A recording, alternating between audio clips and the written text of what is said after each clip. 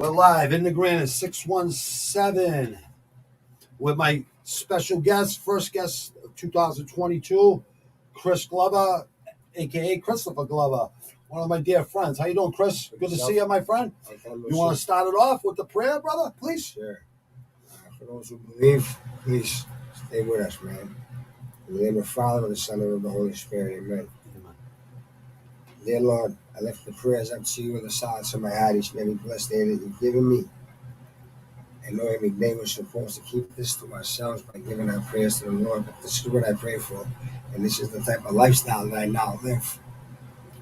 Lord, I pray for all the elderly throughout the entire world, that they have someone to love them, to protect them, to guide them each and every blessed day. I pray for every child who is born to any parent who had childhood trauma or any type of PTSD in their lives, that you give them the increased faith, Lord, the increased strength, the increased perseverance to overcome, to raise their children better, to help them break the vicious cycle. I pray for all those suffering from COVID and all those who have passed on from COVID. I pray for all those who have cancer. I pray for all those who are going through treatment. I pray for all those who have finished up treatment. And I pray for all those who have lost their battle after treatment. I pray for all those sick and suffering drug addicts and alcoholics, those in bad abusive relationships, who sometimes have mental illness that causes so much more damage than they really truly know. And I pray for all my sisters and brothers in Christ who are incarcerated throughout the entire world. I pray that each and every one of them, Lord, have increased faith in you, increased love, increased forgiveness, increased happiness, increased perseverance, increased patience, and increased prosperity. I pray for all the souls who are brought up before me who I've never met and hope to one day meet in this blessed eternal life. I pray for all my family members and friends who have grown up here before me, who I hope and pray to see one day again, Lord.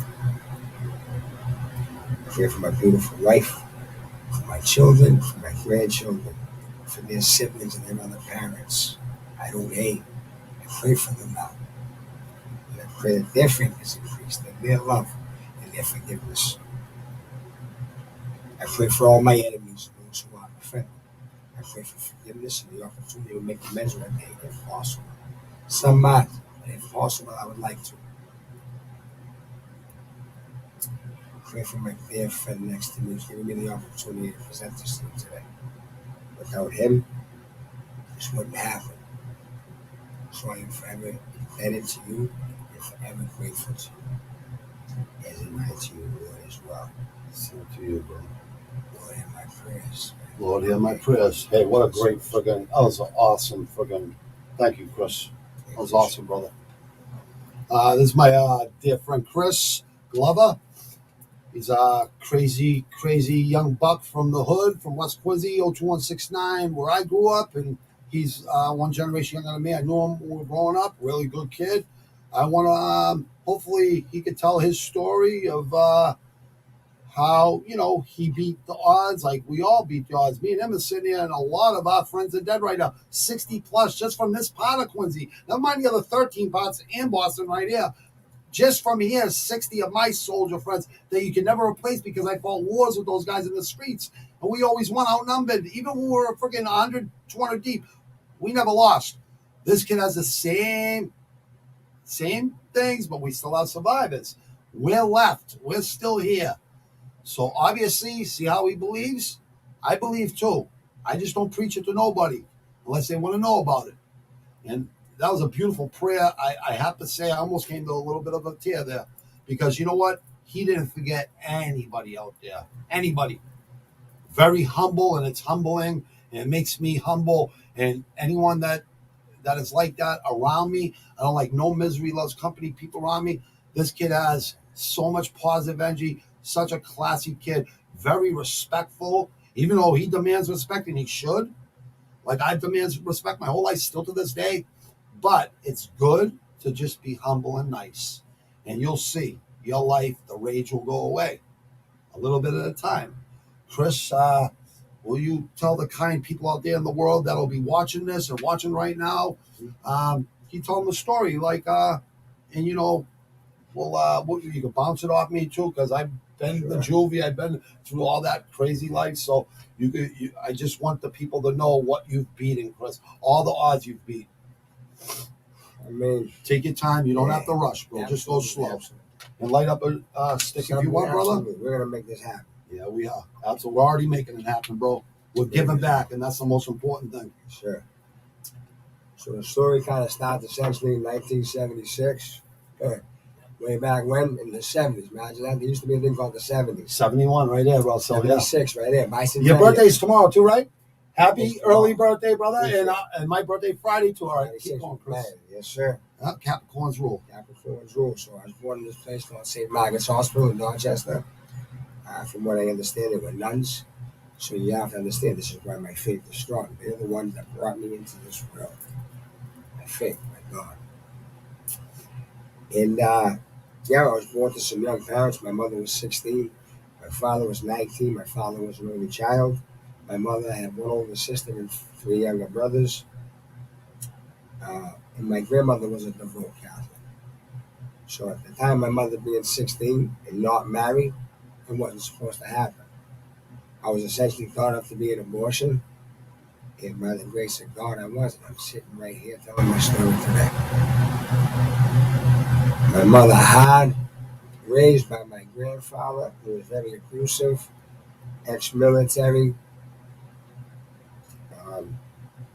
It was hard for her to overcome. Those guys were like that too in those days. It was hard. Discipline, Yeah. They just didn't put up with no shit. They didn't understand why kids wouldn't be disciplined.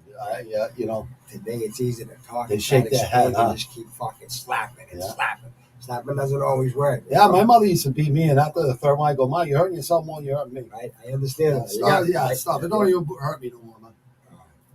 You become numb to it anyways. But that's a man, though. That's a little different, though. You know what I mean? Yeah. And it's your blood, and you respect them. You know what I mean? You don't want you want to make them proud and not mad. Definitely not.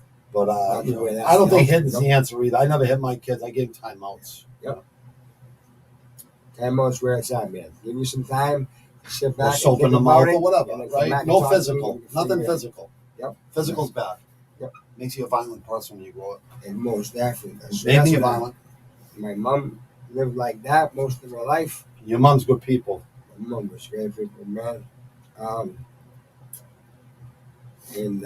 So shortly thereafter, my father decided that, the life of crime was going to be something for him, and him and a co-defendant decided that. Good guy, too, your father. Some stuff happened between them, and they ended up getting sent to prison. So that's where I essentially bonded with my father. Every time I would go see my father, once a month, started off in Walpole State Prison. So when he got transferred to Norfolk State Prison, it would be once a month to see him there too. So the best stop, Norfolk. Norfolk was the greatest. If you're gonna do time, that's where you're gonna do it. That's the best. I remember my grandmother and I making 50-pound packages for my father. My grandmother would sit there and crochet a blanket for him every month. And they got a supermarket there too, not just a canteen. They had chicken, fucking steak, everything. Norfolk was no joke. It was designed as an old college, believe it or not. That's what I heard. I heard that too. I didn't know how true it was. That's why they have doors for the most part, and the doors don't lock. So when you go inside the block door locks, but not your cell door. You have to be doing 10 years plus to be there too. Exactly. You have to be doing a lot of time. Trust you. They have to make sure that you're not going to be an asshole that opens your door and runs around, stabs somebody, rapes somebody. Anyways, it was designed as a college, so it's a pretty amazing. I was at Pawnville in between Walpole and Bay State and Walpole and Norfolk. So it's those prisons. Walpole, you're doing 10 years or above. Norfolk is probably the best place you go in Bay State too, but Norfolk's really the best place. They have boxing programs, weightlifting, deadlifting, what's a powerlifting, all kinds of shit, right? College, everything. So when people ask me about my mistakes, how I found myself in prison, I then use Norfolk as my example. And I say I wasn't in prison; I was in college, so I learned. Sometimes you learn to be more of a criminal too. I did on my first bit. I did. You decided to live better the next time. That's for damn sure. Yeah, you're not definitely gonna make the same mistake twice. Definitely. A lot of people do though. And unfortunately, they do. Unfortunately, the mindset doesn't tell them you made that mistake. You paid your consequences. You now have a chance to reset, reestablish, move forward. But then you make that mistake again, and then you should know better now. You can't make an excuse. I didn't know what was going to happen. You most definitely did. Yep. You just the consequences. Well, if you put yourself in like bad situations, you're gonna end up in the bad thing. You do dirt, you get dirt. And we Bad knew we things were doing happen. wrong, but we just didn't think we were gonna get caught. I definitely did. I didn't either, brother. I had a I can't say that everything I did was 100% right, but I decided to end my life in my teenage years after seeing my mom go through these horrible relationships. I went through that too with my mother. That doesn't help our fucking our judgment and our mindset, attitude don't, when we're young. When you're young, I mean. Yep. So I understand that, Chris. Yep. I prior to us coming live, we were talking, and he said this one statement. It's not your fault. And I don't know, and I love to quote movies because movies are sometimes inspirational. There were good ones, and then this one that are just straight garbage. But in Good Will Hunting, with Robin Williams, I don't know if anybody knows about this guy, Robin Williams. I love Robin Williams. I first God bless met him his soul too. Hey, he was hitting me with the Nanu Nanu, Morgan Mindy. Shazbat. Morgan Mindy. Shazbat. No, they don't know about that. Well, the older cats do. And there's Yes, plenty of yes. older cats watching, I guarantee it. Nanu Nanu. Nanu Shazbat. Robin. And the Hulk and Dukes of Hazzard. Dukes of Hazzard. Feature double feature. Dukes of Hazzard. I lived in Dukes of Hazzard every day. Yeah, that's funny. Right? So he looks at Matt Damon, who's been going through a similar situation with somebody who's overly abusive towards everything that he does wrong. Oh, the Boston movie. Good Will Hunting. Oh, Good Will Hunting's great flick. I suggest that movie, Chris, right? I would recommend that movie. 100 times. Yeah. That kid's a brilliant, but he has a temper. Because he went through something early in his life that he Yep. had no control over. And for He the had rest of his nothing. life, his mindset that it was his fault that he went through that. Yep. So when Robin Williams looked at him, he tells him, it's not your fault. Nope. I'm telling everyone out there, it's not your fault either. No, it ain't. But you do have a choice to make. You can make the right one, you can make the wrong one. You can go left, you can go right. Sometimes you have to learn from your mistakes too. I can't tell you, what the consequences felt like for me, sitting in the cell for fucking 12 years, 17 years, 21 years of my life.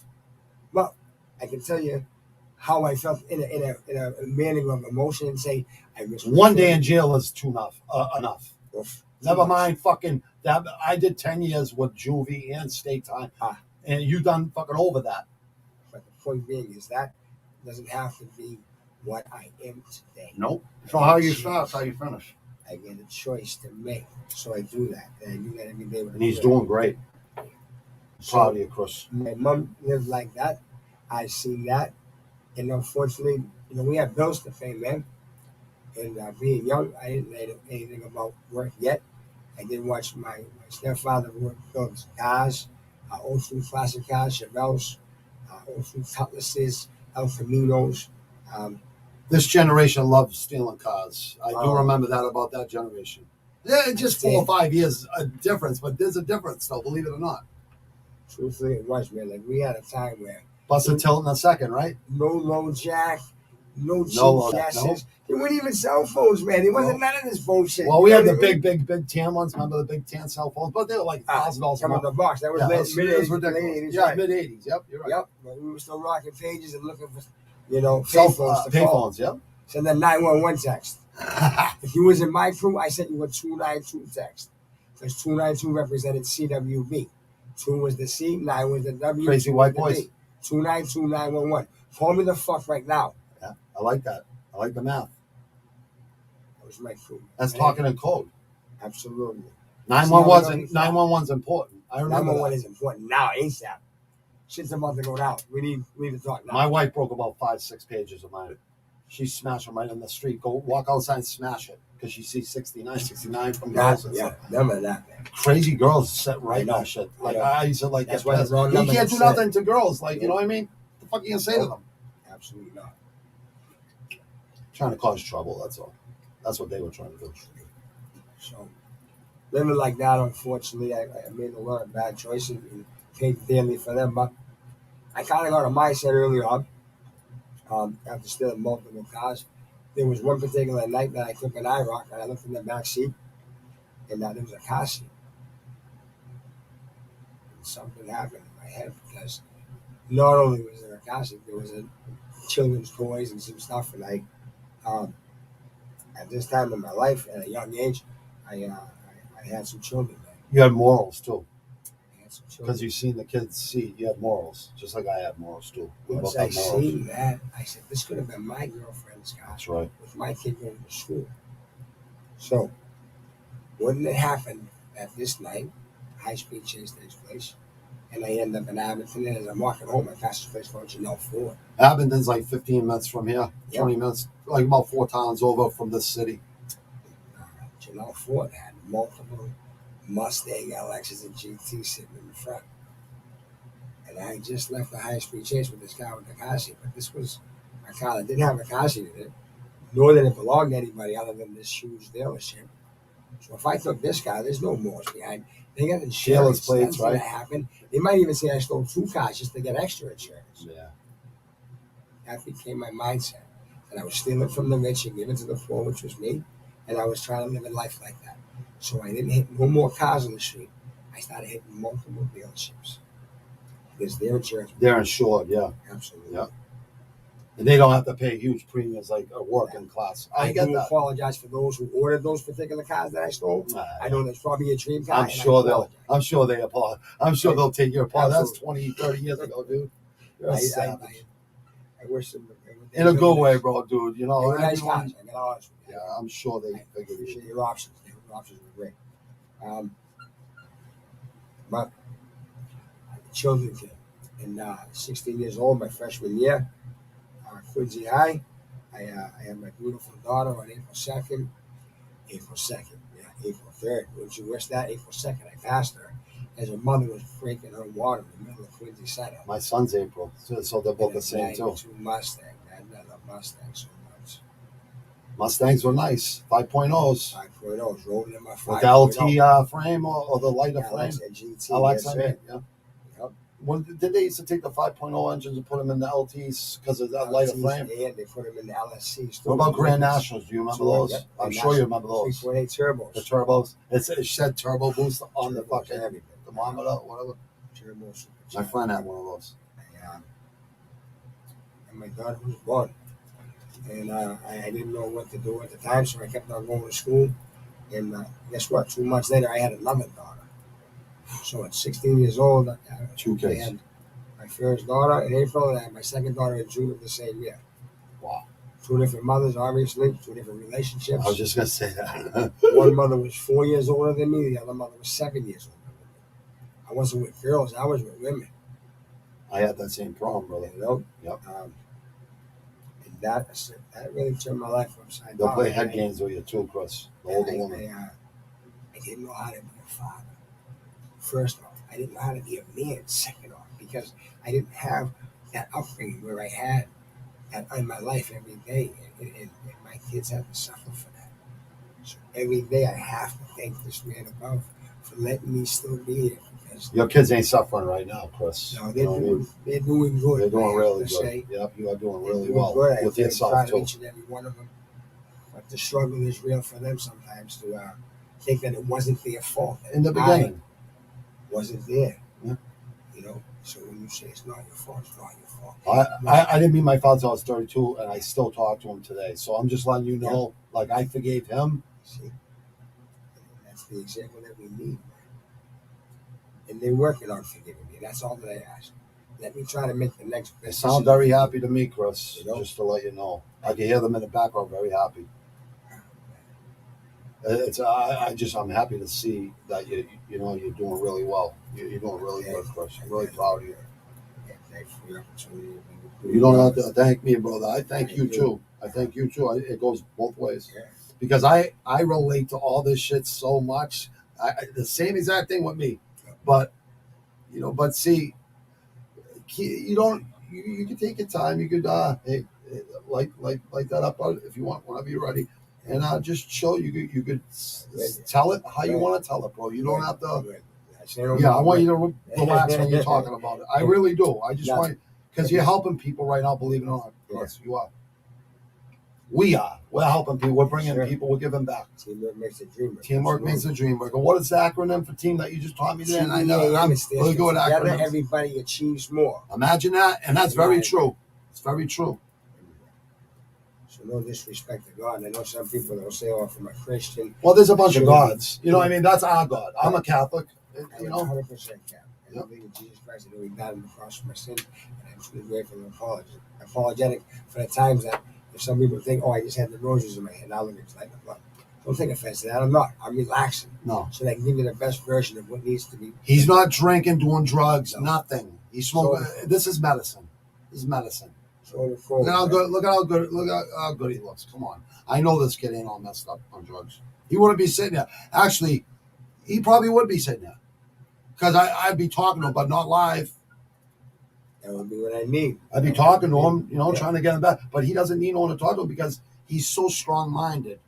And that's what I respect about him so much. Like, I know what it takes for me, personally, the mental fortitude and the self-respect you got to have for yourself and the dignity and the honor and all the things. But the kid, when my daughter was born, it changed my whole, I never thought I was going to live till 30 until my daughter was born. And then I said, wow, I seen all things just like it happened to him. Same idea. Isn't it a big wake-up call when you have, and then you're like, holy shit, I wouldn't want no one fucking with my daughter. If somebody like me ever walked through the door in my house with my kid, forget about it. I'm sorry, Dad. I'm gonna. Oh, they better hope someone calls 911 because I'm torturing them too. There's an awesome meme. It's the thing from the fucking stupid show Power. When they show 50 Cent walk this kid into a garage, he's got about 7 guys in there. And he tells him, you know what, my daughter better be home by 11 o'clock. You understand? Well, all of these 7 guys are going to come talk to you and your father and your family and everybody else. Do you understand? And the kid simply said, yeah. I think he said, I'll have her home at 10:45, 15 minutes early. Smart decision, right? Very smart. Very smart. Very smart. Don't fuck with a fucking man's daughter. Yeah, man. Or their kids, or their son. Or their wife, or anybody. Or their wife. Yeah. Right. You see that ring, you better friggin' respect it. So, 2 years later, I also have another daughter. The same mother in relationship. So at 18, I have 3 beautiful daughters. I got kicked out of high school. And I didn't have a job, and I didn't have a trade other than driving and stealing cars. And that actually was a trade back then. It was a trade. I would get you to where you needed to go to get the money that you needed to get and get us back to where we needed to be. That's right. You were safe, man. It would be fun sometimes because there'd be lights behind us, lots of lights. You could drive. I know that. Man. You move into town, I tell you, I get excited. There might be a smile from here to here. No, that's fine, dude. No, I like smile at stuff too. Because I'm smiling at what you're saying. Gone in 60 seconds, man, you can't. Like, you don't understand. There are real chases that happen with these similarities, man. And I know because I was driving. I've been in those high-speed chases that got away, so I know how that feels. That feels good, too, just getting away, too. Not getting caught. Not getting caught. That's part of the whole rush. That is the whole adrenaline. I have been chasing that high. Would you be going through red lights just on purpose to get a chase going? Not to hurt people. I would No, make of course not. I know you weren't trying to hurt nobody. I know but that. I would always try to take the chase. When I get the baddest guy, if I get the baddest Mustang and just come off the dealership fucking parking lot. 5-speed. I will always 5-speed. If you drive an automatic standard. Mustang, do not ever fucking call me. You understand? Yeah. Unless you're in your 80s. Yeah. Even in your 80s, you still learn to shift gears. Yeah. Mustang just not meant to be automatics. No. But IROCs were, though. IROCs were, yes. And GTAs were. GTAs were my... Even the fucking Grand Nationals were, too. Oh, my God. I can never figure that out either. For Posy, it's good, but I like the gears. I like the clutch and gears and sharpen. I love that, too, bro. From that to a motorcycle. Yeah, I had a GSXR 2001, so I love 2003 R1 limited edition black with the red flames. Those are nice. Wheels. Yeah, those are nice. Man, that was after I had a ZX9. I had it for 10 days and crashed it twice. Totaled it. I had the Expedition in 2000, and I had 2001 GSXR to go with it. Bad to the bone. And when you get on a bike after being locked in a cage, It's freedom. it's nothing like Nothing like it, huh? That's the most freedom Free you'll ever have. Oh my! Doing a seriously. $160 on the highway with no one on the highway, that's insanity. You can't describe that freedom. With your feet on the passenger bags, leaning in. Oh my goodness, just tucked in. Those lines that looked like they were lines and they were separated. It's one straight. And you're going by line. cars and they're beeping at you. You're like, what are you gonna beeping for? You're You're right. never gonna catch me, or Nope. you're never gonna. Never is the words. Yeah, there's a song called Never, Never, Never. Yeah, There is. just reminded me. Yeah, it brings back a lot of memories when you start going back to how it all happened. See, everything he's saying, I'm relating with because I kind of same path, but I was selling a lot of drugs, and then I was doing armed robberies. But it all goes to the same thing. So tell them what happened next, Chris. Like how things progressed. Yeah, Slow. You don't have to go. definitely progressed in the wrong, and Like when things get bad, they get bad slowly. Worse. When things get good, they get good slowly. Good. Nothing happens overnight. Nothing happens Unless you get overnight. real lucky. Yep. Rome wasn't built in a day. When That's things get bad, it takes slow to get bad. When things get good, it takes slow to get good. That's it. It's a process, man. And some people try to skip steps in that process. That's right. And that's where a lot of people fall back on their face multiple times. That's where you gotta figure We know it out. plenty of those people just like ourselves. Yeah. We all can relate to that because we've all fallen. Yeah. None of us are perfect. Nope. None of us have the perfect record in life in anything. None of us are Rocky Marciano. We're not going undefeated. You have to take a loss. I'm undefeated in the learn. streets. I'm sorry. I had to say that. I'm not going to say I lost. I never lost, dude. I'm sorry. I got to disagree with that. I'm sorry. No, that's okay. I can be so. Him? No, you didn't disrespect me at all, bro. That's all right. But either way, you're just talking about. You're being honest. I learned from that loss, but he's a tough kid, though. Trust me, this kid can fight. I'm a glover, not a fighter. You are a lover.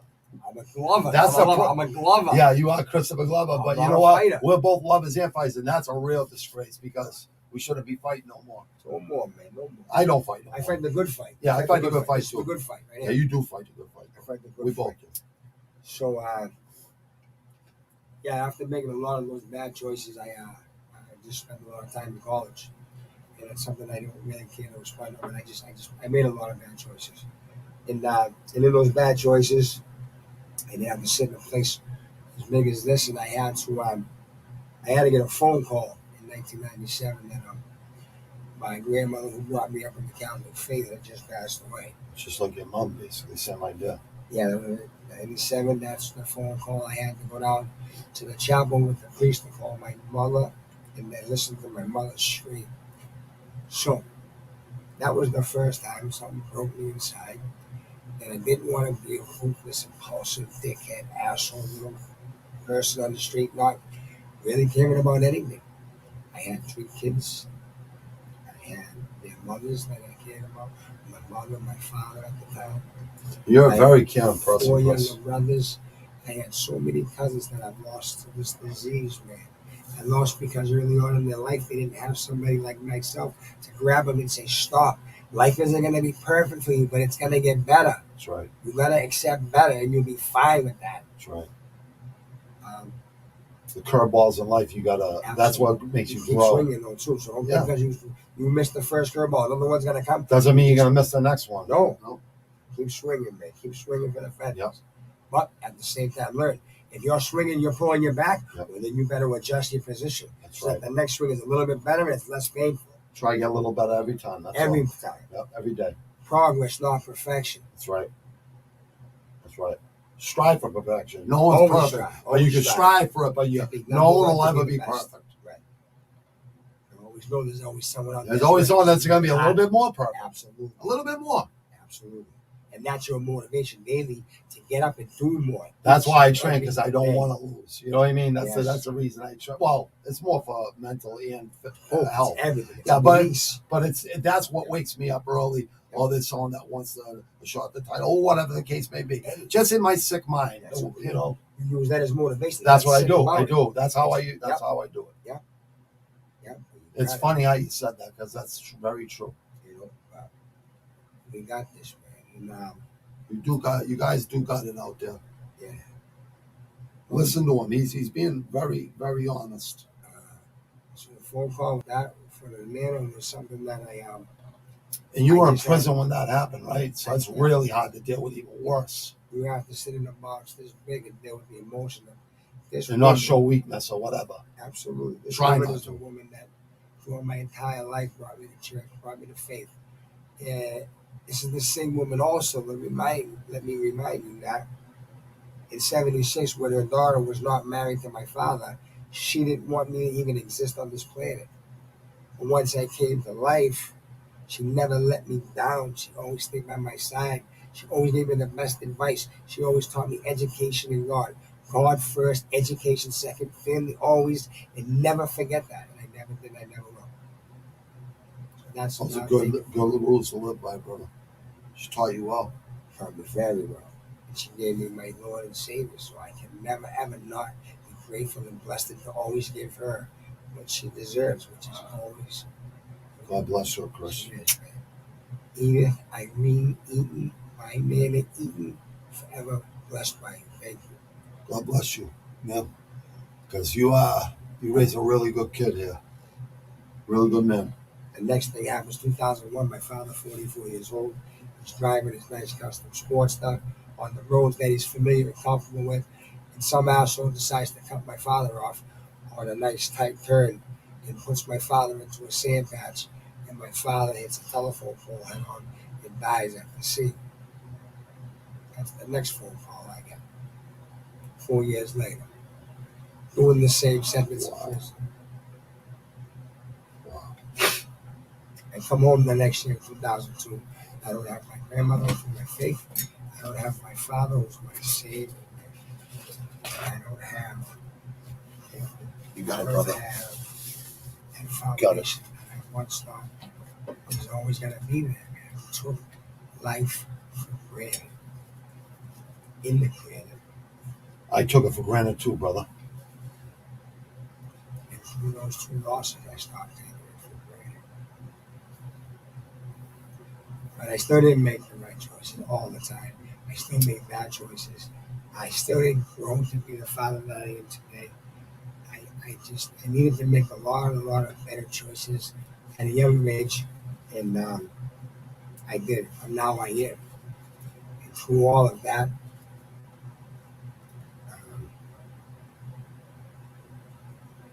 again, my faith is what led me all the way to where I am today, man. It's funny how it works too, fate, huh? Isn't it? Like people say I pray to God, but He never answers my prayers. You're not opening your heart. That's why you're not seeing He's answering your prayers. But you don't have an open heart, so you can't see Him. Once you open your heart, then you'll see the prayers are being answered.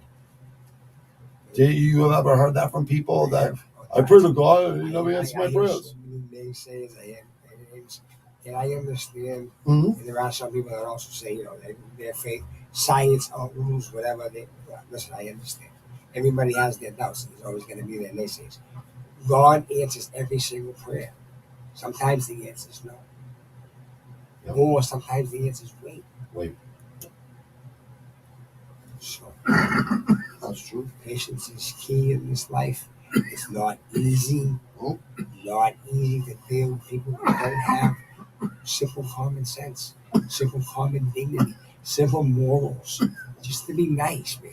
Be nice and pay it forward with a smile. Hold the door for 5, 6 people. You see an extra carriage in the parking lot, put it back. We're so hard about doing nice deeds, man. You know what? Just pay it forward, man. It makes you feel better too. 1,000%. And the man upstairs sees that, and he sees you doing the next best thing, next right choice. It's true. As simple as it is, that's all it has to be. One small step at a time. They say baby steps. Make it a baby crawl if you have to. Maybe you're not ready to walk. Maybe you're not ready to walk in faith. Maybe you're not ready to walk in a life that's just simply simple. I agree. You're right. That's the best way to say it. I think I couldn't even say it better myself, brother. Honestly, that's the best way to say it. Sure. A little bit better every day. Just try. Give it a shot. So I just want to get all the painful stuff out first, and then we can move forward. It's fine, but you could take your time, brother. You don't have to rush. Yeah, so that was 2001 with the dad. I got out in 2002. I unfortunately made a couple bad mistakes. I went back in 2004. I didn't come home until 2013. So that was a nice 9-year mistake. After just doing an 8-year mistake, I got that phone call again in 2010, and then 2011, and then it just never stopped. But the 2011 one is the only one that really, I told you from the beginning, man, I had a crazy upbringing, man, but I had the best mother in the world. The sweetheart. Anybody that knows my mother Yep. will say this. For a lot of people Anybody talk that good knows about your mom from too. the beginning of her life to each last of her last breath here, God bless your soul. she was different, man. She was different. And, yeah, my mom at 52 years old died of cancer, December 20th, 2011. It was a month after I just got denied parole after doing 7 years to try to better my life. I did 2 college courses. At Mount Wachusett, I did U.S. history. I got a B. And at Bridgewater State College, I did criminal justice, and I ended with a B. I was making changes in my life. That's really good, Chris, actually. I was going to church 3 times a week. I was speaking to high school kids to better themselves, to not make the same choice that I did. Very noble. One didn't see that I made enough changes for them, so I lost my mom, man, and Most people would have lost it, Chris. I was in the same block, almost in the same cell, 10 years before when I got the call from my father. And it was my father's mother, my nana that just passed away, that made the same 2 phone calls. My father was her only son. I was the first grandson. I was the first grandson too. I know that is. I was the first grandchild in my entire family. So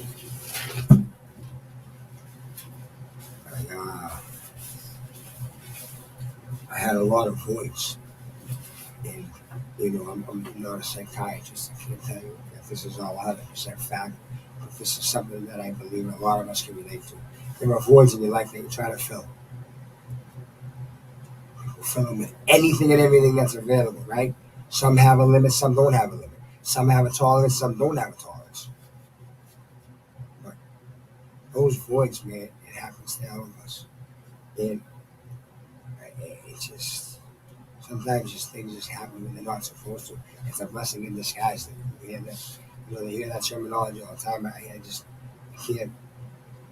say that I'll live that every single day, but And there's another thing. God never gives us what we can't handle. Absolutely not. Sometimes it's tough, and sometimes it's things that you're gonna question, but you just have to stay faithful, man. Look at how much Jesus suffered, carrying that cross and getting beat. Absolutely. He never did anything wrong. Can you imagine?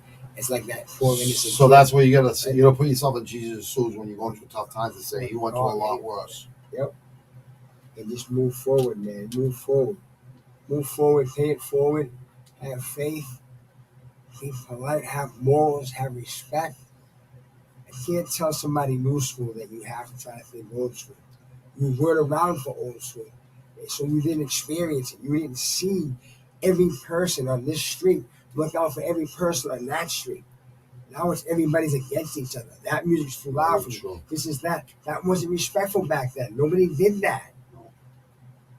You went to a hall, you went to a concert. That's where you heard loud music. We weeded out the scumbags. You know what I mean? True. But even us as criminals, we knew the scumbags. Still morals. Yeah, you have morals. We all have morals. Most criminals, most felons, and people that have violent crimes and stealing lots of money, armed robberies, drugs, selling drugs, just living by your own fucking rules. But you can still have morals and not be a pedophile piece of shit. Anything to do with that, you get the worst beating you fucking. Oh, I've given plenty of pedophiles beatings in jail, and the cops let you do it, especially if the cops know you from the streets. Oh, you can have a good time, get rid of those guys. Because, I don't know, they say God forgives everybody. I don't know how anyone could forgive someone that hurts a kid.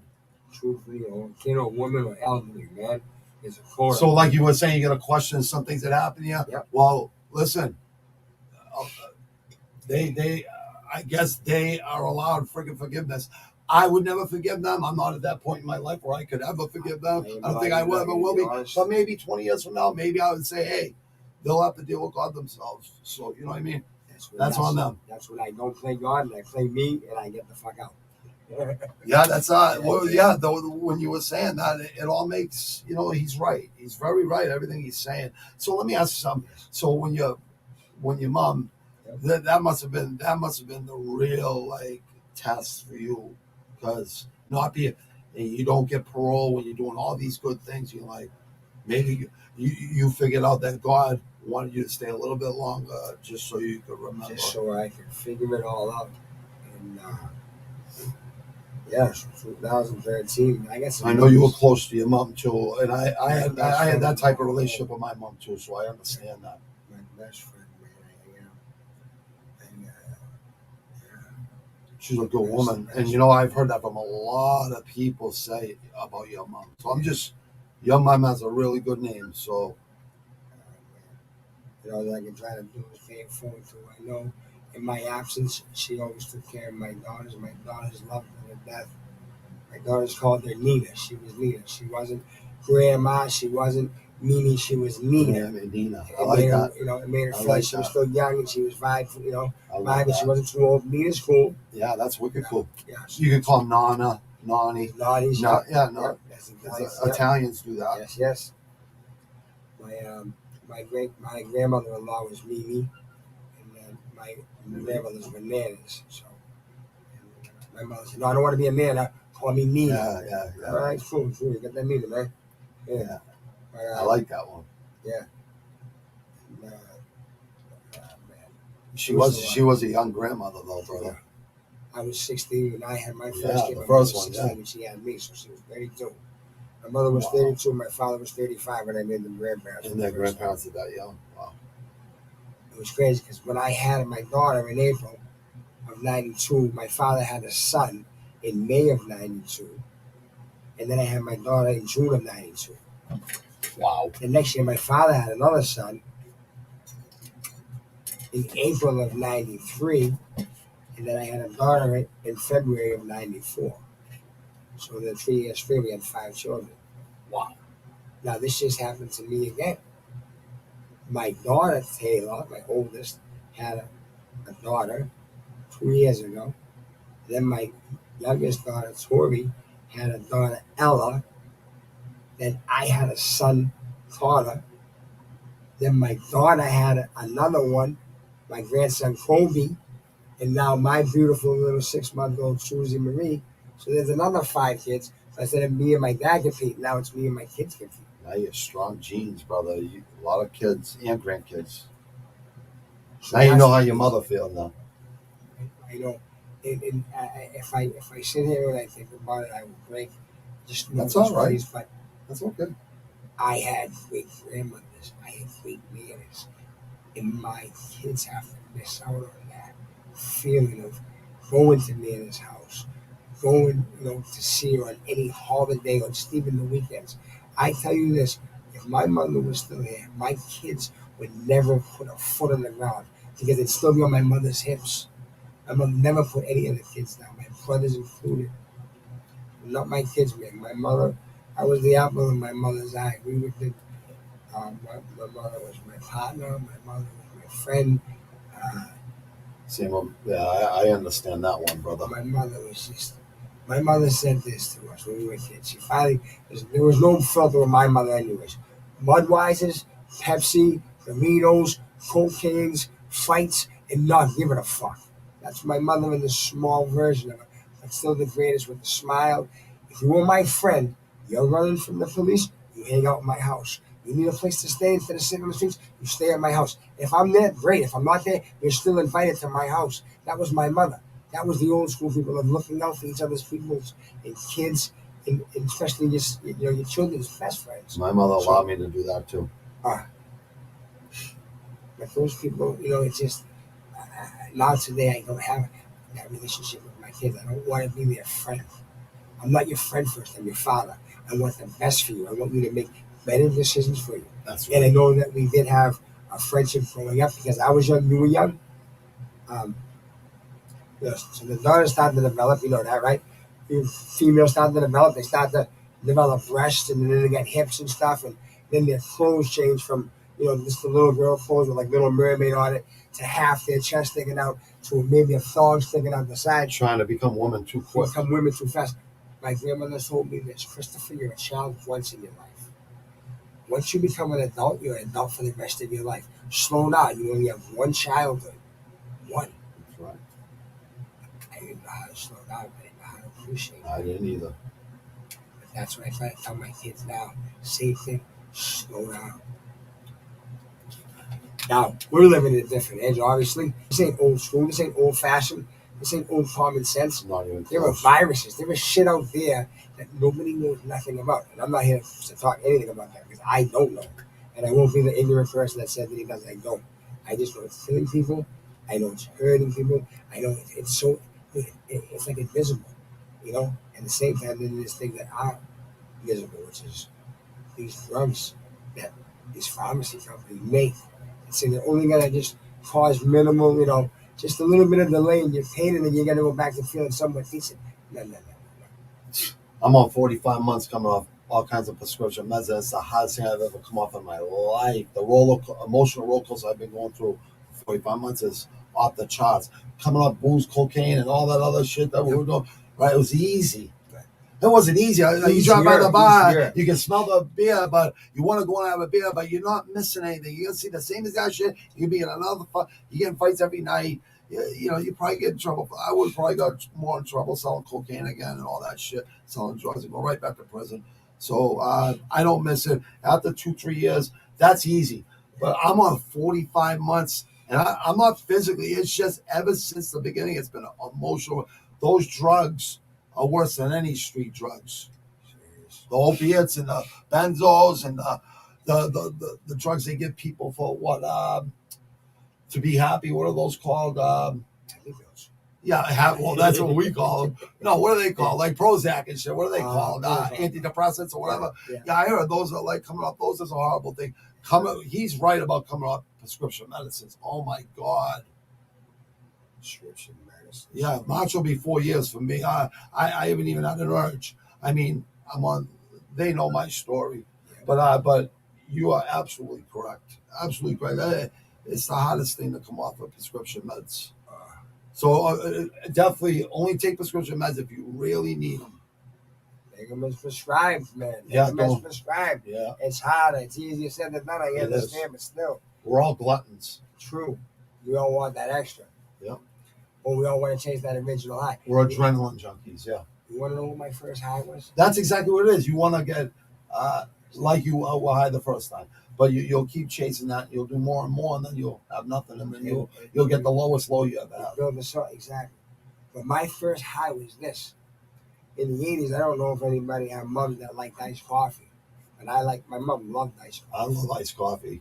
I don't know if anybody had a mother like me, but my mother in a class maybe gay big would make her iced coffee and put like 20, 25 sugars in this fucking thing. So when I went to one day and said, what is that? I went over and she had the straw and I took a sip, even though there's no straw here. My teeth started rattling in my mouth. I never felt so crazy in my life. And that's why my mother said, stay away from the sugar. I was like fucking Roadrunner. I was like the Energizer Bunny. Oh my God, man. I was gone. And I've been chasing that high ever since. You already had the friggin' testosterone, brother. You're a hyper. You're like me. I'm the same way, bro. I was always hyper.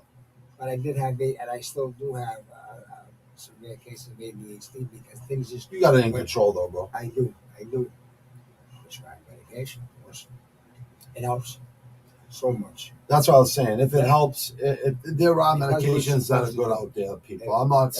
I'm just shitting on no, absolutely not. Opiates, the breakthrough opiates, and the fucking Xanax, the benzos. That's all I'm saying. Those are really hard to come off of. Really are.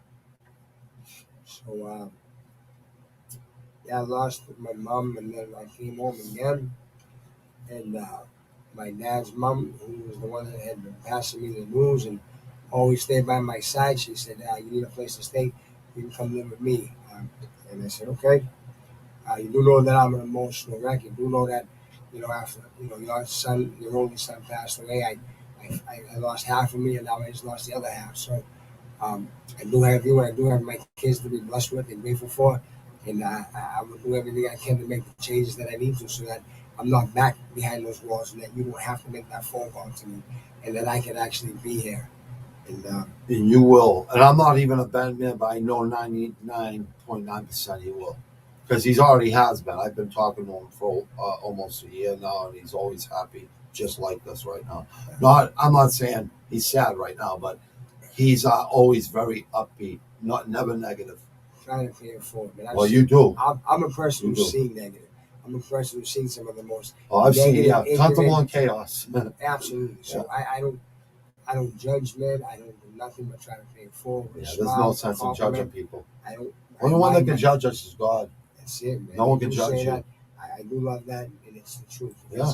He didn't do anything. No, the people out there that judge people like they should be judging themselves. If they're judging you about something, it's probably because they don't like that about themselves. That's it. It really is. There's so many of them. There's 99.9% chance that's true. Yep. Misery loves company, right? Misery demands company. And demands I fucking hate misery, but I've been miserable. Fuck misery. I want happiness and a good life after everything we've been through. Why not? So you're right. You surround yourself with good people, bro. That want the same things. I need to have people in my life that have the same goals, that have the same almost everyday routine, which is loving their wife if they're married, loving their husband if it's a female, loving your children every single day and trying to make them a better version of you.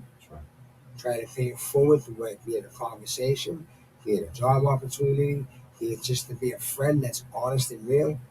That's what I try to do. That's what I try to exemplify. Well, that's what I try to surround myself with. You have a lot of good friends.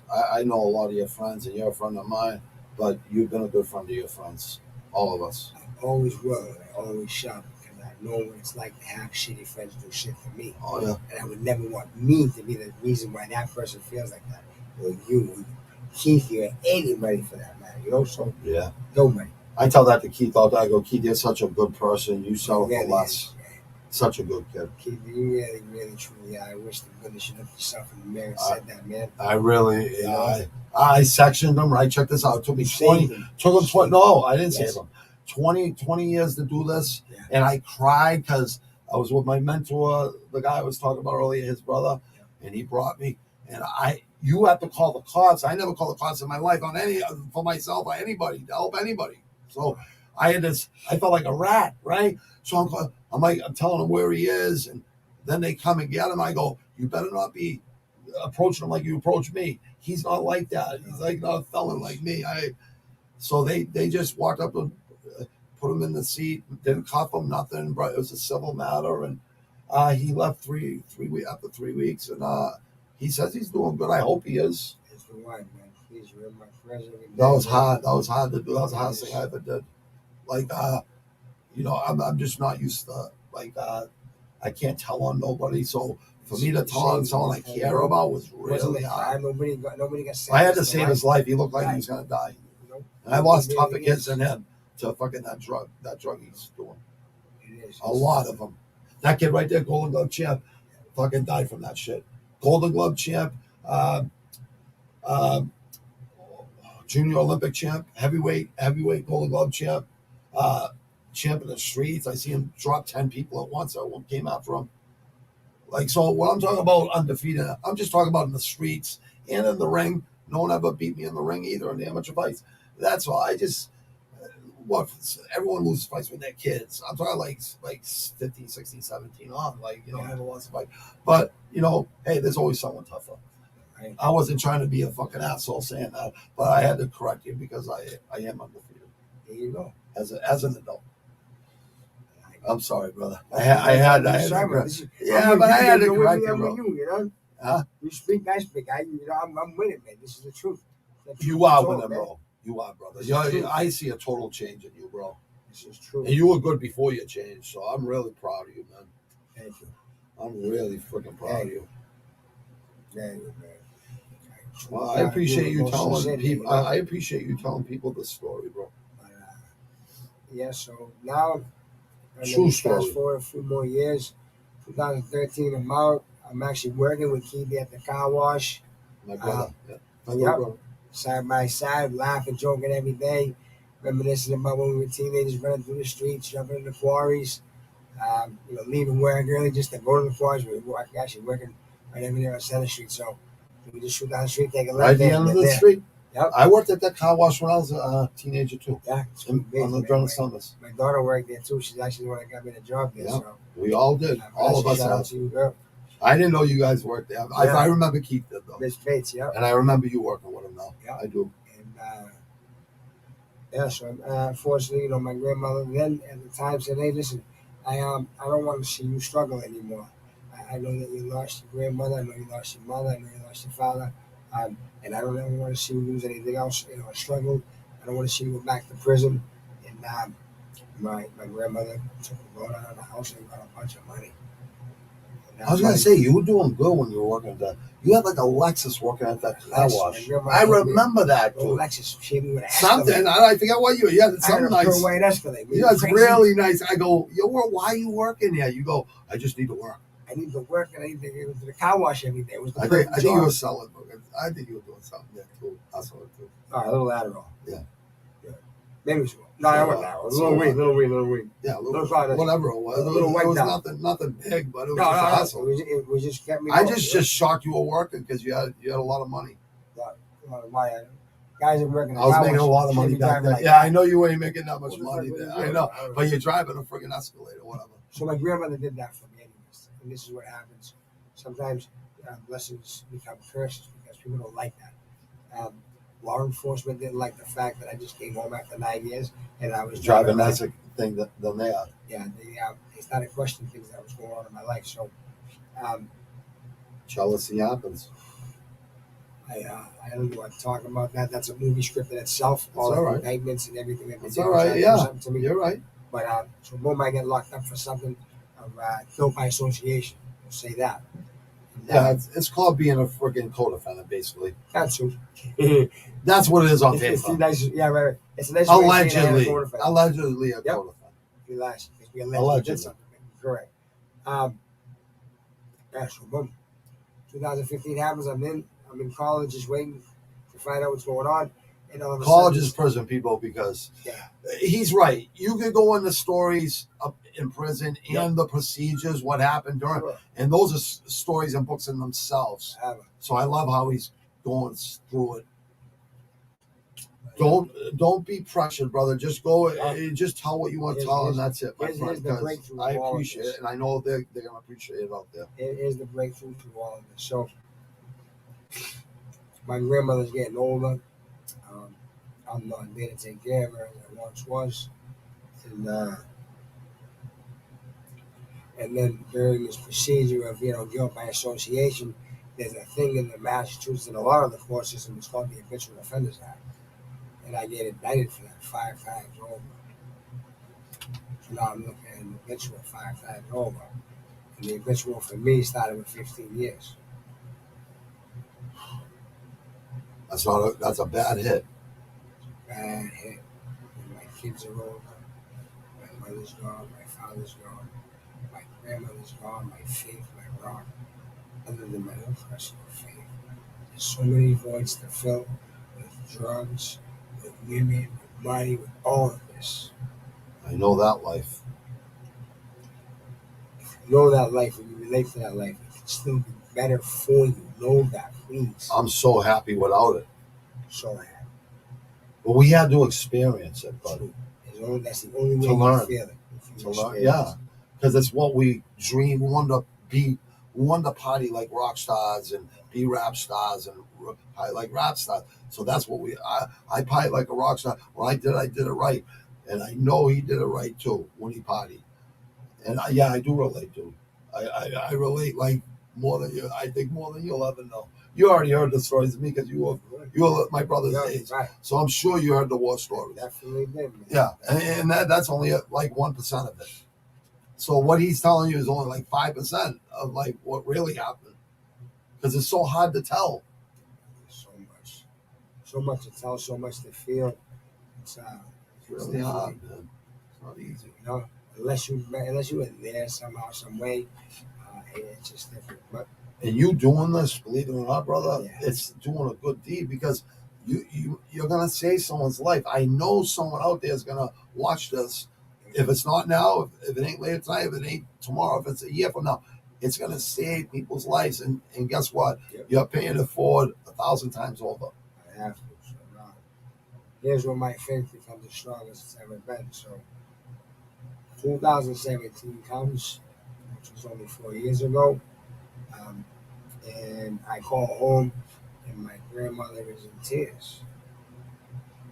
And I said, "Baby, why are you in tears?" She says, "I have to tell you something." I said, "Well, you have to tell me." She says, "I have cancer again, and it's not treatable." I said, "Wow, I know what I can do is I can pray every single day for you. That's what I'm going to do. I'm going to pray you stay strong. I'm going to pray you stay here by my side. I'm going to pray that God please doesn't take you away from me and the family." She was the matriarch. She had two older sisters, two younger sisters, and two younger brothers. She outlived all of her siblings, her mother, her father, and her only son. She's the oldest, yeah. And 3 husbands. Wow. What a trooper. So every Saturday I'm in that chapel, and I always pray for everybody else before my prayers because it matters. And I would just start to pray nothing but for my grandmother to be by her side if I possibly could. If somehow, some way, my case could somehow.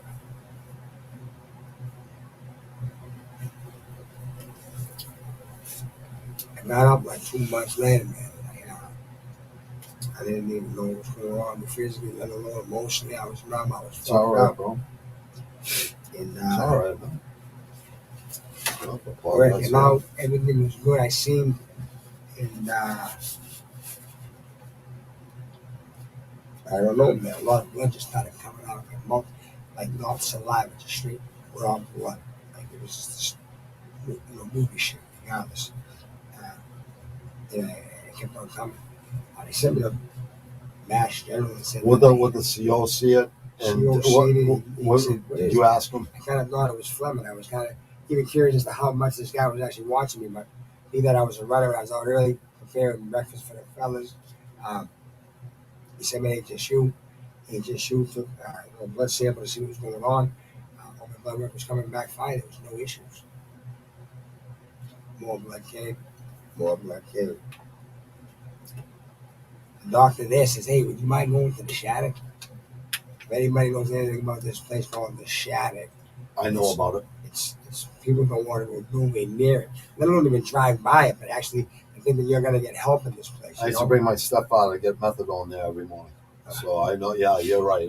There's a lot of different crazy sections there, and there's a prison floor for all the Department of Corrections, state inmates.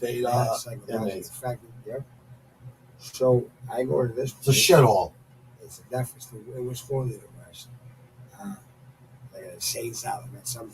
But it's not. But in one way though, it actually they did you right there. They saved my life. Yeah, so I shouldn't have called shit over. Highly of the Shattuck Hospital because here's Mass General that misdiagnosed me and almost let me die unbeknownst to me how.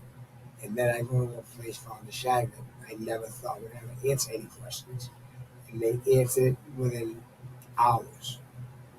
So I had an ENT doctor come through, all vibrant, dancing around, and she said, "You sound kind of nasally, do you feel that way all the time?" I said, "Yeah, I've had a deviated septum for like the last 10 years. Yeah, I just always feel that way." And I said, "Hey, you making fun of my Boston accent?" And she said, "No." And it was awesome. She really was an awesome woman. She saved my life. And we ran some tests. Well, you helped save your life too. You fought through it, brother. I hate cancer. It's taken a long. It took one of my aunts. I don't know, but she came back in the room and she wasn't this happy person that she was. She had her head down, and she says, "Christopher, you have a tumor in your nasal passage the size of a golf ball, and it's continuously growing. It is at the stage 4 point. The only thing we can do, we cannot do no surgeries because of where it's placed. We can give you possibly radiation, and that could possibly clear it up. But I don't know if that's going to happen. Man, I never cried as much in my life thinking that my grandmother was going to die. Then I thought, I'm going to die. You got a lot of angels too. Looking over you. So I had, at that time, I had $30,000 bill with 5 obituaries hanging over my head. That's really tough people out there. Just diagnosed with stage 4 nasopharyngeal cancer. And I went in front of the judge. Before I went in front of the judge, I asked the Lord to please bless me with strength for the decision that they're about to make in my life. And forever I will be indebted, and forever I'll make a better life for myself if that's what you want me to do. Was this trial your last? Was this your right before sentencing? we had a trial date? We had a Okay, trial date. pre-trial. Pre-trial farmers. I know how that is, 27 yep. months. 27 months in on this bullshit. And that judge looked at me and looked at my grandmother who was in the crowd. Also with my 99-year-old grandfather. It's always good to have family in the crowd. They know that, the Always judges. support, never left me. Never left. Yeah, good lawyers will tell you that out there, to have your For your family there. It's tough on them to see you get denied. It's tough on them to see you with your hands behind your back. But it's tough on us to see them too, though. Absolutely. I cried seeing my mother and stuff. But that judge looked me in the face and he said, Mr. Glove, I'm going to release you on first degree charges. And you're going to go home on the bracelet. Amen and to you're that, going to get judge. better treatment out here Yeah. than you will in You there. will. And I don't know how long your life is going to last, but at least I'm giving you that opportunity today. And if you don't think that I ever thought for the rest of my life that my prayers were answered, and I get to go home to be by my grandmother's side, so be that I have to deal with some medical issues, my prayers were definitely answered. Damn And straight. that's why my faith is strong. That's why I am who I am. That's why I pay it forward. That's who I am. That's my core. That's my morals. That's my gratitude. That's the person I try to be every single day. Do I feel? Yes. Do I have moments of unclear, insane, still ruthlessness? Yes. But I try to stop it as soon as it tries to start. I don't ever want to be that person, ever. Working out helps, huh? It gets This all the man knows negativity working out out of me every day. is- The devil's inside me. It gets. I battle him in my mind through training. And as a release, I know it is. I go, yeah, it's really good for you. And that's why you stay on this channel. That's why you stay looking forward to my guy right here, taking care of business every day, man. Thank you. And I'm trying to hit the team. I'm gonna hit the team, man. Thank So you. the cancer comes. Thank you, Chris. You got This is an unbelievable story, people. It moves me, yeah, because I only heard it once. This is my second time hearing it. It moves me. Go ahead, Chris. Take your time, but you don't have to rush. And I want you to know it's good for you to let it out, bro. To cry. 100%. So don't feel bad, bro. It takes less of a man. It makes more of a man to cry, bro. And I'm crying over here. I'm hiding it well. I do it every day. It's my release because while I was away in college, I had to hold all that in. And now, if you ever talk to my wife, my beautiful wife, Danielle, who, like I said, Salute Danielle for being an angel for this man. I think of it as my younger brother because my younger brother's friend, but he's a friend of mine. But he's only 5 years younger than me, so he's a man. He been through some real man shit that most men could never fucking deal with. And that's a fact. 3 fucking habituals and you get a fucking personal recognizance. He never had to sell his soul. He didn't have to rat on nobody, nothing. He would have took the fucking 20-year bid or whatever, or a fucking $100,000 bill and never get out on bail. And he would have took that with friggin' like a man, because he already did. I've been there. I know what it takes. I had to do it. I know what this kid had to go through. This man. So, yeah, and then you throw cancer on it. That was the cherry on top. Scares me, man. Not much scares me. That cancer scares me, though. Sure it does. I watched almost half my family die of it, so I know. You know, and that's the disease in my family that's hereditary. It does run in the genes too. True, you know, that's the bad part of my family genes. Doesn't mean you're gonna get it, but no. If your family has it, you might want to live healthy. Exactly. Try to. You want to limit everything that is negative. I do not like a single cigarette in my life. I smoked two when I was 12, down at Malibu Beach in Savile Hill. That's my other half and part of the story of my life. But that's it. But I promote the health. I only smoke cigarettes once in a while. That's it. When I do podcasts, I do. Too. So it's just everybody know that. Well, comedians say they smoke during comedians do it before during the set and after, and they don't smoke till the next time. Imagine that, yeah. So it's just something that they're comfortable with. You know what I mean? Well, I'm getting emotional, so I'm smoking. Listening to you. But it's all beautiful. And then because I know what you're doing now. So. Yeah. That actual date actually matches with another date in life. So that was 11/17, November 17th, 2017. They let me out.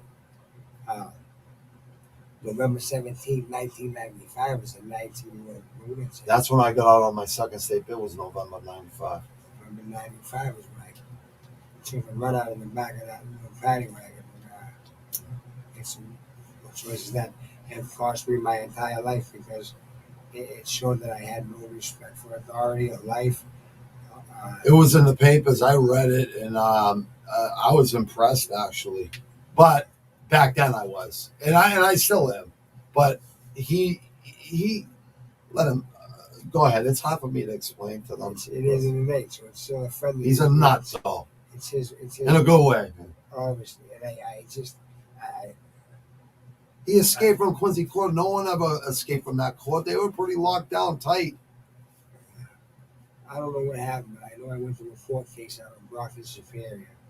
And in that Brockton Superior court case, my lawyer said to me, he said, Chris, you know what you did for that officer? He doesn't even remember it was you. Even though you handed him your ID, you hit him so hard.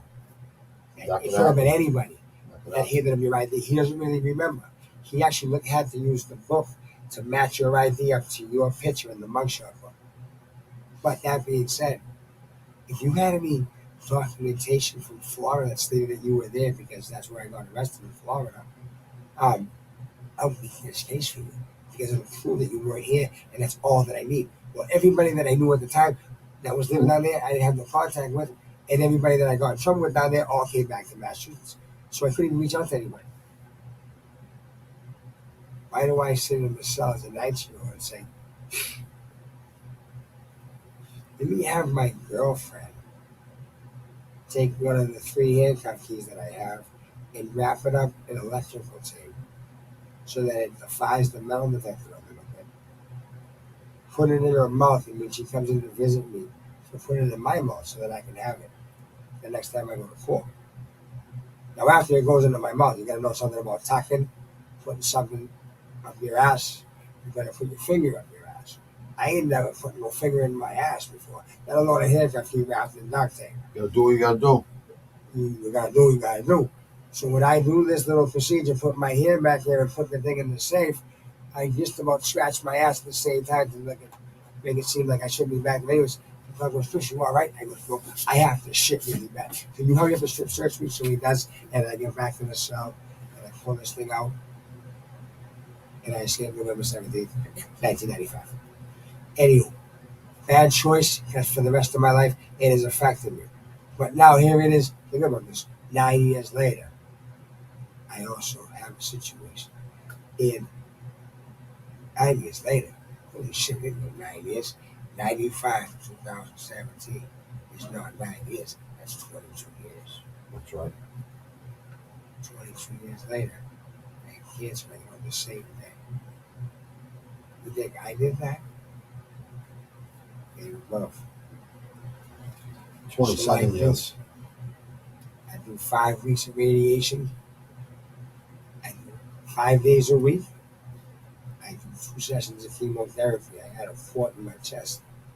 And above that fort, because at the time my wife was my best friend, I keep her right above where she helped me, where she saved me as my friend, Nice where she gave me strength, where she stayed by my side, where when I couldn't eat no food, would get me insurance drinks, would get me boost drinks. It saved my That's a life. good woman. When I was hot and cold from coming home from chemo and radiation, she got me a blender, a thermal blender that kept me warm when I was cold and kept me cool when I was hot. That's a good woman. So in Amen. 2018, after she broke up with one of my best fucking friends, my brother, after he got high and shit he wasn't supposed to do because he was high, I had to end a friendship for 16, 18, 20 years because I didn't know how to accept how somebody like that could do something to somebody else in the most fucked up manner. I didn't understand drugs, and I still don't, but I don't judge because I know it just affects people in the worst ways. It does.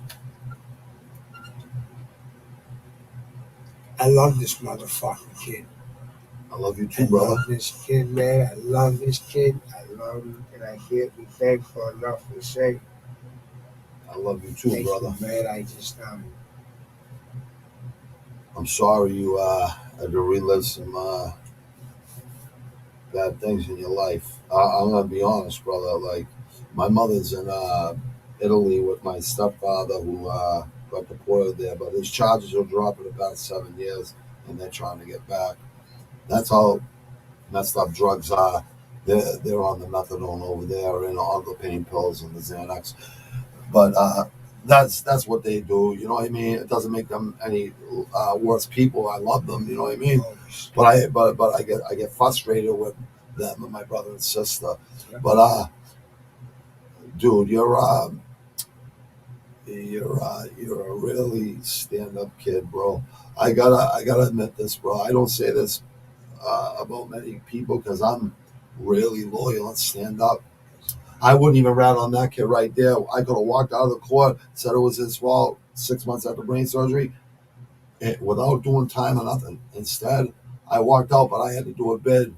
4 months later, I had to turn myself in and do 5 months, 2 years, 6 months to serve. I paid $30,000 for that bid, but I would not tell on my friend. So loyalty. So I understand. Like having self-respect for yourself and never fucking conforming and having a problem with authority and never letting them beat me, never letting them bend me. The feds couldn't break me, the cops couldn't break me, and they respect me for that. They respected me more for not being a rat piece of shit. I did what I did to myself. My friends had no part of it. You know what I mean? Like, I made money from those people, so why am I gonna bring them down? You know what I mean? Never. I fucked up, not them. So I live by those codes. You do, you do, and you're one of the most solid kids from my brothers. It's not an era because it's not past 10 years. It's only 5 years away. So you guys grew up seeing some solid dudes, like me and others. You know what I mean? So you guys kind of followed in our footsteps, and I'm proud to call you a friend, bro, because I turned 51 Friday. What do you turn tomorrow? 46. 46. All right, so come on, 5 years. That's nothing. Because I had Tony Lacciardi was the same age, and he was a savage. He was a savage. I have to An admit, animal. and I have to admit that Tony Lacciardi was probably the best white athlete that I saw. Yeah, he had a scholarship to Tennessee as a wide receiver from North Quincy High School. Phenomenally fast. He was somebody that I became phenomenally fast because of. Great also athlete. Another guy. And a great person, too. Really good kid. Family too. His father, Joe, really good dude. Brothers, absolutely. He lost his mother, too, and that's how he kind of fell off the deep end. Because he used to always talk about it. I felt bad, and I really wish I could have met his mother. And I met his mother before. I've seen her, but I didn't get to know her. But I know people who love her and know her, like plenty of people. So I know what people have said about your mother. That's why it was an honor to meet her. That I think once or 2 or 3 times in my life, because you always run into people. And I didn't get to get to know her at all. But I knew who she was, and she knew I was Keith. older brother. So that's all she knew, and she knew my reputation. So it was just like I respected her, and she respected me. It was really good. It was really good. Chris, a lot of people can't understand how you could just like not do drugs and fucking like be a criminal and be a felon and stuff like that. But I can understand it. Yeah. Drugs never. I never use drugs as an excuse for doing selling drugs and doing armed robberies and making a lot of money selling drugs. Right. So I got my drugs for free most of the time of my life. You know, as a younger teenager, obviously you buy it and then you flip it and you kind of pay a little bit, but you don't pay as much as everyone else because you're selling it. But then you get to the point where you're just making so much money, you use it so much. You're hooking up all your boys. So if I was partying, everyone was partying. So when I used to go over Lachati's in Dorchester on Ashmont Street, I would bring Sigliano, Baldo, Wayno, all of us. Yep. We'd all go over there at like after last call upstairs, downstairs at 2 in the morning. You know those crazy days, right? Yeah. So you're going from one bucket of blood to that house where there's 100 people in that house. Like those were crazy days. The mid '90s were fucking nuts. To 99. Like when I slowed down, my wife asked me, if I could slow down for her and my daughter, and I couldn't say no to my wife, who was loyal to me too. So it does take a good loyal woman. Does help. I'm not gonna say, because I know there's people out there that say, "Oh, it's easy for you to say you have a good woman, a loyal woman." Well, yeah, they're not a dime a dozen no more. That's for damn sure. But a good woman, if it wasn't for women, us knucklehead men wouldn't be here. Well, it takes a woman, and a man to make a child, but that woman has to carry that child for 9 months, go through hell having us. So if it wasn't for women, we wouldn't be here. So fuck you people that say, fuck women, male chauvinists, assholes, treat women like shit. Don't treat women like shit. Don't treat children like shit.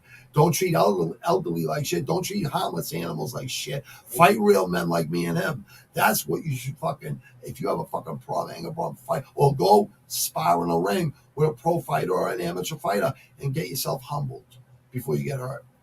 Because that's what's going to happen out there, people. Your anger is going to get you in trouble. You think you're going to be able to hang with people. And last year, around this time, this is why I'm bringing this up. Yeah. Last year, on my birthday, January 7th last year, when I turned 50, I was already bullshit that I turned 50, right? But I feel 20. Yes, sir. Okay? Look 20, feel 20. All right? 20. Honestly, I do. I really do. I really do feel around my late 20s, 30s, tops. Yeah. But my Jimmy Wojciechowski, my mentor's younger brother, who's kind of like a mentor to me too. I call them like they're like my uncles, but they're not my blood uncles, but I call them uncles. They're like uncles to me. Yep. He calls me and says, I want to bring you out for breakfast he was with my sister, Rebecca. Yep. He's twin sister. Yep. So I couldn't say no. I said, yeah, I'll go out to breakfast. And when they dropped me off, out here's a kind of busy street. It never was when I was growing up, but when they made Penn Street a one-way, they started using this because the highway's right there, Boston's right there. Accessible, right? Yeah, and the train station's right there. So everyone's using this street. So I get out of the truck in an EMT in a truck, in a regular pickup truck, almost friggin', fucking wipes out the door and everything. So almost kills me. So I said, go fuck yourself, asshole. You know what I mean? And I really meant it too. Because I wouldn't say it unless I meant it. He stops the truck. The guy gets out of the truck. So I walk right towards him. I go, oh, this guy's got a lot of fucking balls. I hope you're listening, asshole. Check this out.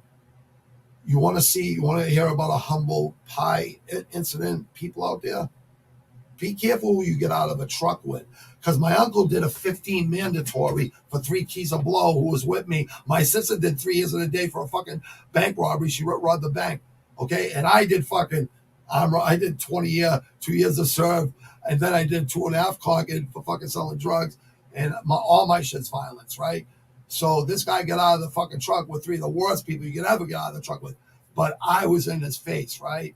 And my sister and my uncle. This is on my 50th birthday. I shouldn't be going through this shit, right? No, sure. All right? So I go, listen, dude, you're an EMT. Throw the first punch. You got your fucking shiny fucking boots on, right? That uniform don't give you no power. That don't give you no power over me. But I'm going to give you fucking punch, because if I hit you, you're gonna fucking be in a bad fucking place, because I'll make ground beef out of you. So I go, hit me. I want you. Now the whole neighborhood's out there. It's right out here, right outside my studio, outside. Like there's a studio connected to my place, right? It's right out front there. The whole neighborhood's out there, and the businesses that are over there. And they're all seeing me right in the guy's face. And my uncle Jimmy goes, Robbie, he don't want to be there. I can see it in his eyes. I already see it in the eyes. I'm looking right through his soul. I know he don't want to be there. I go ahead, throw a punch. I'm just waiting to slip his punch and hook him, and then drag him around and pound the shit out of him. And that's what I was going to do. He gets back in his truck, turns and walks around. I go, coward. I called him every name in the fucking book to get him to fucking swing on me, right? I call him a coward, a pussy, a piece of shit. Every friggin' name in the fucking book. And this is last year. My sister, my uncle Jimmy, what you calls you, will vouch this, and my wife, everybody. I'm saying, be careful who you put your cards on. You're gonna deal with someone like me or him, or like my Jimmy, my sister, even my sister, rather, she had more balls than her boyfriend. They were sick off pills or dope or something. She wasn't taking no for an answer. See, so I'm just telling you how life can be so savage. And you survived that shit, right?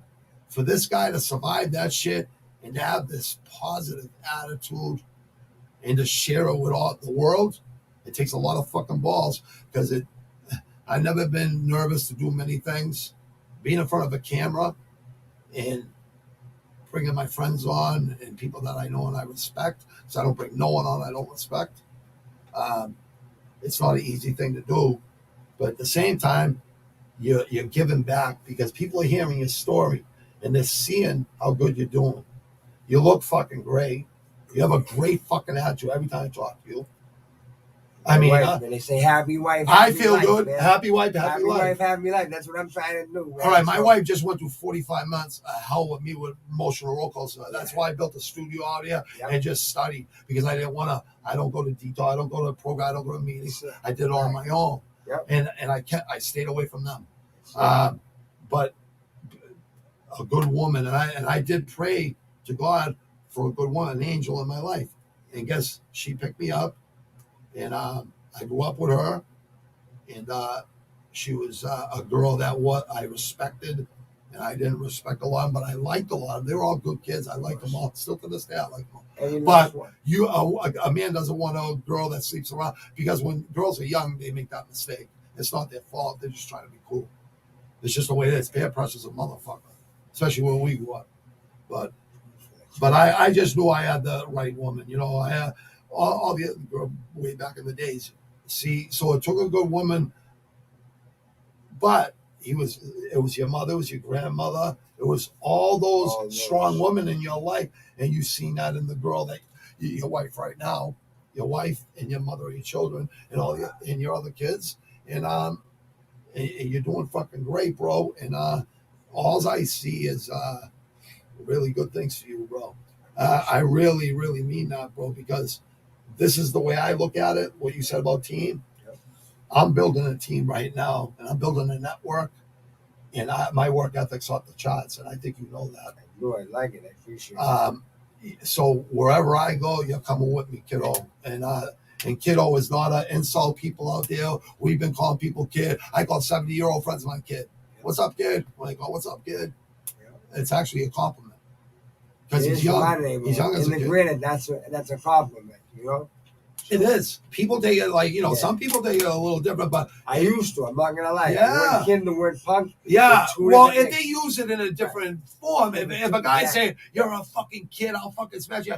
Who you call a kid? Right. Like, there's a difference when you say, I love this kid. I love this kid. Absolutely. See, kid is just a young-hearted, spirited person. So it's a metaphor you can use in certain ways, just like a lot of other words. Right. Okay? Yeah. Like, there's a lot of words that people get offended out there. Listen, we can't change. We're old school. But we're not trying to hurt no one's feelings. That's for damn sure. We're trying to help people. I'm definitely trying to help, and him coming on helps me help people, because he just told his whole fucking story. And you know what? That's not even, you never even heard, you've heard a little of my story. Like he said, it would take too friggin' long. But It's just an introduction, an icebreaker. You're getting an icebreaker today, you know? yeah, A nice icebreaker, man. oh, it's a really good one, bro. And Believe let's me. just keep riding off into the sunset. Listen, man. someone's gonna there's gonna be a lot of people that listen to this and get their shit together because of it. And that's what it's all about, Chris. I'm gonna pray every day for you, man. So know that you do have somebody praying. Yeah, you're not alone out there, You're people. not alone, man. They know I always my Gmail's on my info on my channels and my Reach out, podcast, and I tell people to reach out, and they do. And people have reached out and said how much I inspired them to go train and work out and go sweat every day. One of them. And yeah, so I really that really touches me. Yeah, he actually thanked me too, and he on Instagram at first, and then I called him because I known him since he was younger and since I was younger, and yeah, it's really good to hear when people send you comments. Always good comments, and always good. I get emails that are nice, but I tell people to reach out. Like you said, and I said, you're not alone out there. If you're feeling depressed, depression's real, but there are people that will listen. And if this helps in any way, people out there, tell them about where they can find the documentary on you with the keys, with the cops and the escape. You please tell them so they know. Just so they know. Look, there ain't no. I don't put phony people. I don't deal with phony people. I deal with real motherfuckers. Listen, Amazon, we're on Amazon. He's not proud of it. He's just it's facts. It's just unfortunately it's part of my history. Yeah, can't do anything but try to change the. You didn't hurt nobody but yourself, though, Chris. So, but if we do go to it, and it's called "I Escaped from Prison Breaks." It would be episode 6 on season 2, and it'll kind of give you an idea of some of that nonsense I talked about with the key and the girl. And so you see what a wild guy he was, and all the wild guys he grew up around. It was insane, man. Wild West, and we're in the West Side. West Quincy. You know what I mean? West Side. West Quincy bad boys. But crazy white boys. CWB too. CWB. I almost brought the hat on today, but I thought about it. That's all right. No, you couldn't do that. The next time. No, that's all right. Hey, rest in peace. Jimmy Hatchie, right? And all those guys, right? Those are all your boys, right? He lived right next door to me. I like Hatchie. Yeah. I like all your friends. Hatchie dog was down with the fruit. Mikey Gallagher, God bless. I hope Mikey Gallagher's doing good out there. Mikey, I hope you're doing good out there, kiddo. Don't fuck up no more. Yeah, Mikey Baldo, I love you. I love your whole family. Johnny, Jane, Balducci, Christine. I love him. Love you all. Brooklyn, all the kids. Mikey Jr. Yeah, Evan Brooks, man. Oh, Brooksies. The Brooksies. Yeah. I got one of those guys in the tunnel workers. Yeah. And who else? Harrington. I got him in the tunnel. God bless you. Salute to you guys. All yous out there. I'm going to take a step out real quick. I'm getting old. Okay, people. Actually, we're going off. Yeah. We're going off here. Thank you, Chris. Hold on. Thank you, Chris.